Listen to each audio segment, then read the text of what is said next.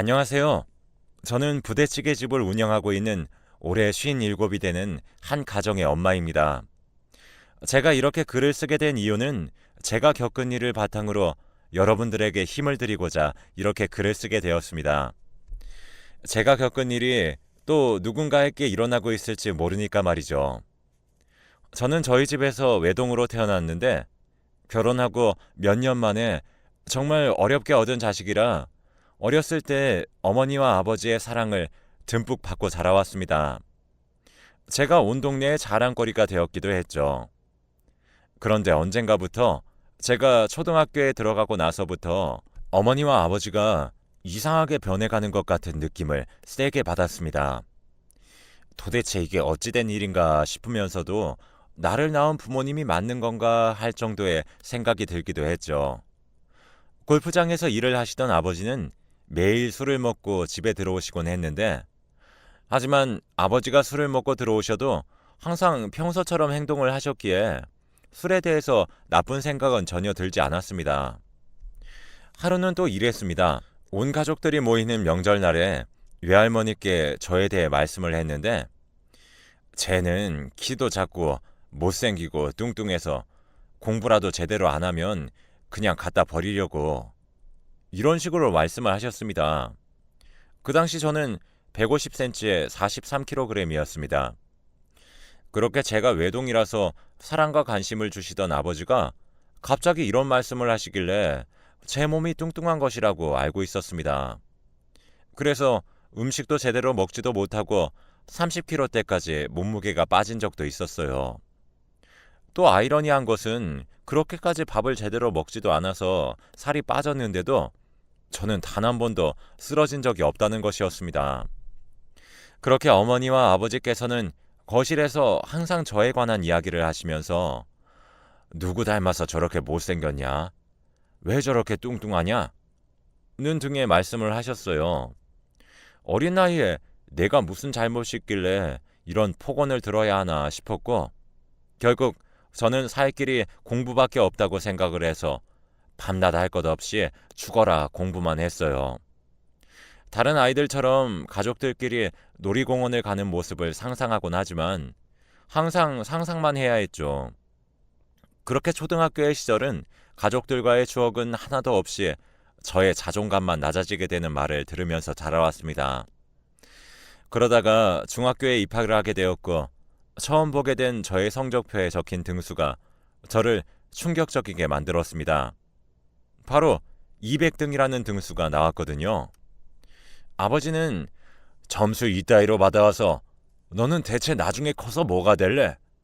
뚱뚱하고 얼굴도 못생긴 애가 공부라도 잘해야지. 다 너 잘되라고 하는 말인데 공부도 열심히 하고 살도 열심히 빼고 라는 말씀을 하셨고, 저는 중학생 때 또 죽어라 공부를 하며 살아왔습니다. 그렇게 중학교를 졸업할 때에는 1등의 성적을 거두면서 졸업을 하였고 고등학교를 입학하였습니다. 항상 이렇게 제가 왜 못생기고 뚱뚱하다는 이유로 매를 맞아야 되는지 저는 전혀 납득이 가지 않았고, 고등학교 친구들에게 너네 집도 이러냐면서 제 가정사에 대해 이야기를 했습니다. 그러자 아이들이 하나같이 다 놀란 표정을 지으며 너네 아빠 친아빠 맞아? 아니 근데 갑자기 옛날에는 그렇게 관심이나 사랑을 주시던 분이 왜 그렇게 너한테 욕하시고 때리시고 그러시는 거야? 이렇게 말을 했습니다. 저도 그 이유를 정말 알고 싶었죠. 결국 저는 그날 학교가 끝나고 처음으로 아빠에게 반항을 했고, 저는 아빠에게 왜 제가 그렇게 싫냐고 여쭤보자 아버지는 이렇게 대답을 하셨습니다. 너는 못생기고 뚱뚱해서 싫어하는 건데? 라는 대답을 들었죠. 어느 부모가 자신의 자식에게 장난도 아니고 진심으로 이런 이야기를 할까요? 이 일에 대해서 친구들에게 다시 가서 이야기를 하자 저희 친구들은 저에게 솔직히 우리 부모님이 너네 부모님이었으면 나 그냥 그 집에서 나와서 살았을 것 같아. 맨날 너 못생겼다, 뚱뚱하다, 왜 그렇게 생겼냐 라는 말을 들으면 내가 아무리 예쁘고 말랐어도 주위에서 그런 말 들으면 진짜 정신병 걸릴 것 같거든. 그냥 네가 거기서 살다가 정신병만 안 걸렸으면 좋겠다. 그리고 무엇보다 너 자존감이 바닥치기 일보 직전이야. 저는 친구의 말을 듣고 이제 그냥 혼자 사는 방법을 터득을 해야겠다라는 생각이 들었고, 그래서 고등학생 때부터 전단지 알바, 설거지 알바, 카페 알바, 자동차 세차 알바 등 진짜 안 해본 알바가 없었습니다. 어머니와 아버지께 또 알바한다는 말을 하면 공부를 하라고 그러시면서 욕설을 하실 게 뻔했기 때문에 말하지 않았습니다. 저는 결국 고등학교 졸업과 동시에 집을 나왔습니다. 집을 나와서 혼자 살다가 앞으로 바쁘게 살아야 할 것 같으니 할머니께 인사라도 드려야겠다 생각을 했죠. 그래서 할머니 댁을 찾아갔고 할머니께 인사를 드리며 점심을 같이 먹었는데, 할머니께서 저에게 갑자기 의미심장한 말씀을 하셨습니다. 너네 엄마랑 아빠가 하나뿐인 자식인 너한테 왜 갑자기 못되게 구는지 조금은 궁금하지 않냐? 뭔가 모르게 할머니께서는 그에 대한 제대로 된 답을 알고 계시는 것 같은 느낌이 들었습니다. 그래서 제가 할머니께 저번에 아빠한테 물어봤는데 아빠는 제가 못생기고 뚱뚱해서 그런 거라고 말씀을 하셨어요. 라고 말씀을 드리자 할머니는 고개를 저으시면서 이렇게 말씀을 하셨습니다. 너네 엄마가 너네 아빠 모르게 티 안 나게 바람을 폈던 모양이야. 사실 너네 아빠가 옛날에 정관 수술을 했기 때문에 너를 낳을 수 없는 상황인데 아기를 낳은 거지. 그래서 너가 태어나고는 너를 되게 아껴주고 예뻐해주다가 자칫 자기가 정관 수술을 했다는 사실을 몇 년 뒤에 생각이 난 거지. 그래서 그 후에는 너를 정말 싫어했어. 너가 충격을 먹을까봐 엄마랑 아빠는 아무런 말을 너에게 안 한 거고. 저는 할머니의 말씀을 듣고 제 친구가 너 아빠 친아빠 아니냐고 했던 말이 떠올랐고, 알고 보니 결국 제가 알던 아빠는 저의 친아빠가 아니라는 것을 할머니께 전해 듣게 되었어요. 하지만 그 충격이 가기도 전에 한 가지 의문이 들었습니다. 할머니, 그러면 엄마랑 아빠랑 이혼하면 되지 않아요? 바로 이혼에 관련해서 의문이 들었고, 저의 말을 들으신 할머니께서 저에게 이런 대답을 하셨습니다. 이혼을 지금 바로 너네 엄마랑 아빠가 해버리면 복잡한 게 너무 많아. 특히 돈 문제에 대해서 복잡한 게 너무 많아서 너네 아빠가 그냥 살고 있는 거야. 대체 그 돈에 관련된 문제가 무엇인지 많이 궁금했지만 할머니께서는 그렇게 어렵고 깊은 문제는 나중에 제가 어른이 되면 알려주시겠다는 말씀만 하셨죠. 저는 할머니의 말씀을 듣고 어느 정도의 궁금증도 해결이 되어서 조금이나마 마음이 편했지만 저희 아빠가 제 친아빠가 아니라는 사실이 충격이 가시지 않더군요. 그렇게 저는 아빠가 이혼하지 않으시는 이유에 대해 의문점을 품으며 살고 있었습니다.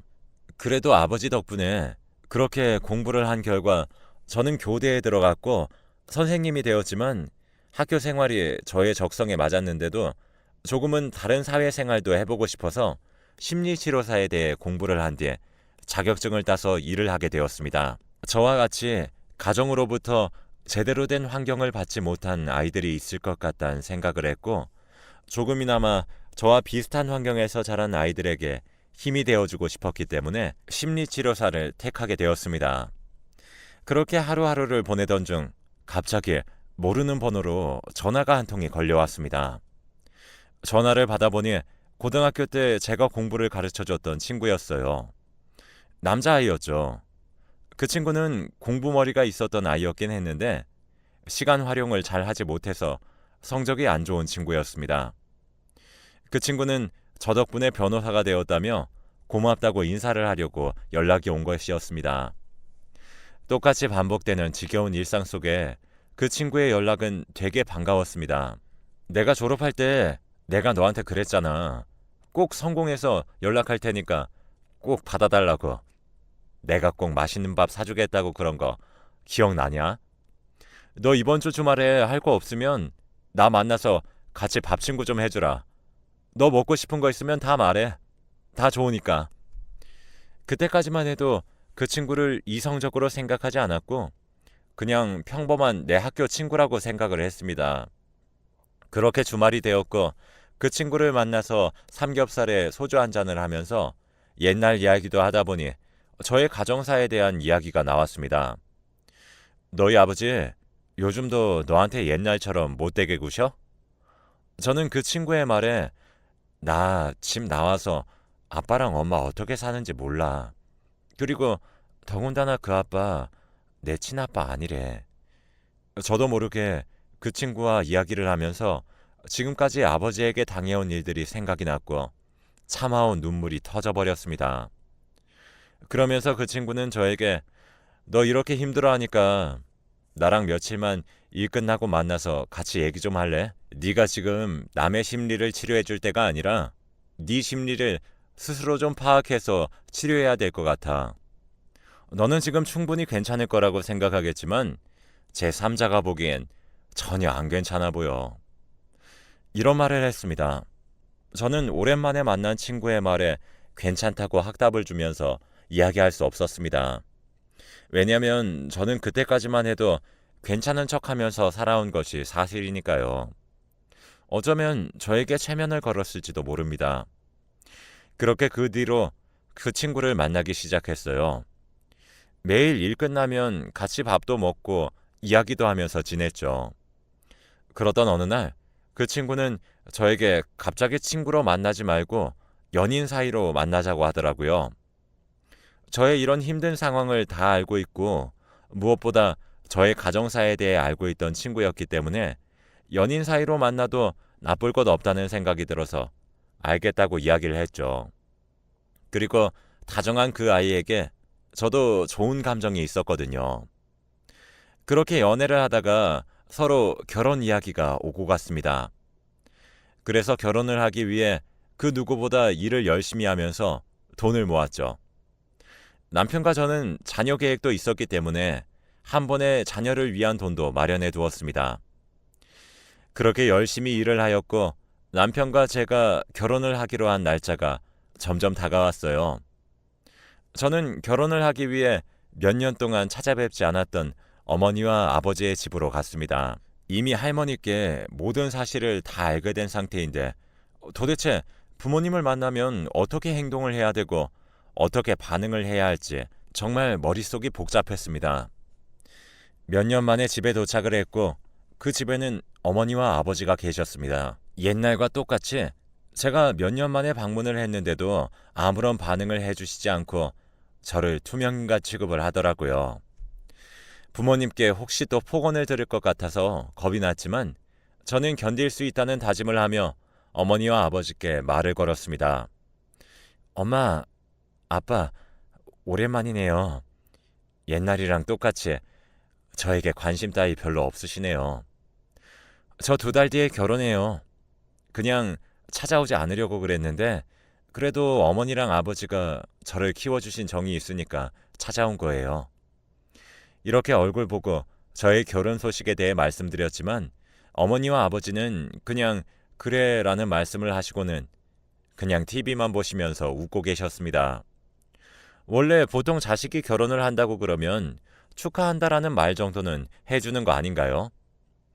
그렇게 저는 가만히 10분 동안 앉은 채로 어머니와 아버지를 아무런 말을 하지 않고 쳐다만 봤어요. 그러다 갑자기 옛날 생각이 나기 시작했어요. 너무 서러웠던 저는 어머니와 아버지께 울면서 소리를 질렀어요. 지금 생각해보면 쌓여왔던 저의 서러움이 그때 터진 것 같아요. 나 할머니한테 이미 다 들었어요. 나 아빠 친자식 아니라며. 그리고 엄마는 바람핀 사람 사이에서 나 낳았다며. 그런데 왜 정작 나한테는 아무런 말도 안 해주고 왜 계속 넌 못생겼다, 뚱뚱하다라고만 이야기한 거예요? 나한테 그렇게 솔직하게 이야기해줬으면 차라리 그게 더 나았을 텐데. 그 어린 나이에 내가 얼마나 상처를 받았는 줄 알기나 해요? 그 나이에 정말 나는 내가 그렇게 못났나 라는 생각도 들었고 심지어 그냥 죽어버릴까 라는 생각까지 했다고요. 그래도 나 안 버리고 키워줘서 고맙다고 마지막 인사하려고 왔는데 이게 뭐야? 딸이 결혼한다는데 나한테 할 말이 고작 그래 두 글자뿐이야? 그렇게 소리를 지르자 어머니와 아버지는 놀랐습니다. 그리고 저는 말을 이어나갔습니다. 그리고 아빠는 그렇게 살지 마.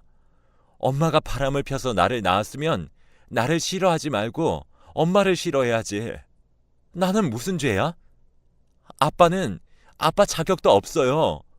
그러니까 지금이라도 그냥 이혼하고 편하게 사세요. 엄한 사람 속 문드러지게 하지 말고요. 저는 몇 년 만에 만난 부모님께 지금까지 참아왔던 이야기를 다 쏟아냈어요. 오히려 이렇게라도 이야기를 해서 마음이 편했습니다. 결국 끝까지 부모님께 축하한다는 이야기를 한번 듣지 못하고 나왔습니다. 저는 남편에게 이 사실을 다 이야기를 했고 그냥 부모님 없이 식을 올렸습니다. 저도 부모 없는 셈 치고 살아야지 결심을 했어요. 남편과 결혼한 지 6개월 정도 되었을 때 임신을 하게 되었고 이제 남편과 저도 한 가정의 엄마와 아빠가 된다는 사실에 너무 기뻤습니다. 하지만 한편으로는 내가 과연 아기를 잘 키울 수 있을까 하는 의문이 들기도 했지만 시부모님께서 저를 딸처럼 잘 대해주셨고 무엇보다도 남편이 저에게 용기를 주었기 때문에 저의 두려움이 싹 다 사라지게 되었습니다. 그렇게 아이를 낳고 남편과 같이 주말에 여유롭게 지내던 중이었습니다. 그러던 어느 날 갑자기 경찰서에서 연락이 왔습니다. 혹시 김영길 씨 따님 되시나요? 다름이 아니라 김영길 씨의 보험 사기로 경찰서에 와 계세요. 얼른 서로 와주세요. 연락을 받은 저는 갑자기 아버지의 소식이 그렇게 반갑지 않았습니다. 나에게 그렇게 상처를 준 사람인데 왜 가야 되나 생각이 들었지만 남편이 저에게 그래도 무슨 일인지만 상황만 지켜보고 오라고 말을 했어요. 별로 내키진 않았지만 저는 경찰서로 향했습니다. 도착을 하니 아버지가 혼자 형사님 앞에 고개를 푹 숙인 채로 조사를 받고 계시더군요. 그래서 저는 형사님께 어떻게 된 것인지 상황에 대해 먼저 물어보니 형사님께서 저에게 이런 말씀을 하셨습니다. 김영길 씨가 교통사고로 위장해서 아내분의 보험금 타내시려고 그랬는데 보험사 측에서 사고 나기 2달 전에 가입을 했다고 뭔가 조금 이상하다고 신고를 하셨습니다. 그래서 저희가 조사를 해보니 조금 이상하다고 생각이 들었고 김영길 씨를 불러서 조사를 하니까 다 솔직하게 말씀을 하셨어요. 저는 형사님에게 말을 들어도 너무 당황스러웠고 무슨 말인지 도통 이해가 되지 않았습니다. 아니 그러니까 지금 저희 어머니는 돌아가셨다는 말이고 어머니를 죽게 만든 사람이 아빠라는 거예요? 네, 여러분들이 생각하시는 그대로예요. 어머니가 바람을 피셨는데도 불구하고 아버지가 이혼을 하지 않으셨던 이유는 바로 보험금 때문이었습니다. 어머니의 사망보험금과 교통사고 보험금의 수령인이 모두 다 아버지였거든요.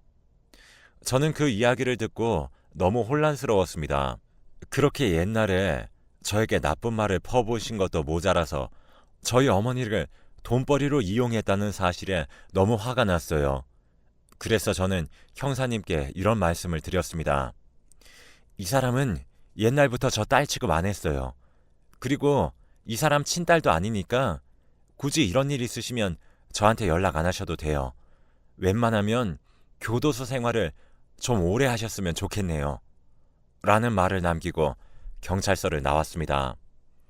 나중에 이야기를 들어보니 결국 아버지는 징역형을 받으셔서 교도소에서 수감 중이라고 하더군요. 저는 집으로 와서 남편을 보자마자 펑펑 울어버렸습니다. 사실은 아버지한테 지금까지 당했던 것만 생각하면 치가 떨리고 짜증나지만 키워준 정이 있으니 참아왔죠. 하지만 어머니를 보험금 때문에 죽였다는 것에 매우 놀랐어요. 그렇게 저는 남편과 진지하게 대화를 나눈 후 놀란 가슴을 2달이 지나면서 진정시킬 수 있었습니다. 이런 일이 있은 지 몇 년이 지난 지금은 아이들과 남편과 잘 사는 중입니다. 심리치료사도 그만두고 아이들이 제일 좋아하는 부대찌개집을 차려서 생계를 이어나가는 중이에요. 저는 여러분들께 꼭 드리고 싶은 말이 있습니다. 남의 슬픔을 무시하지 마시고 보듬어주는 사람이 되시길 바랍니다. 그리고 또한 잘못이 있더라도 너그럽게 용서를 하는 방법을 배워야지 이 세상을 살아가는 것이 쉽습니다. 여러분들도 많이 힘드시겠지만 항상 기운 차리시고 힘내셨으면 좋겠습니다. 저의 긴 글을 시간 내고 읽어주셔서 감사해요.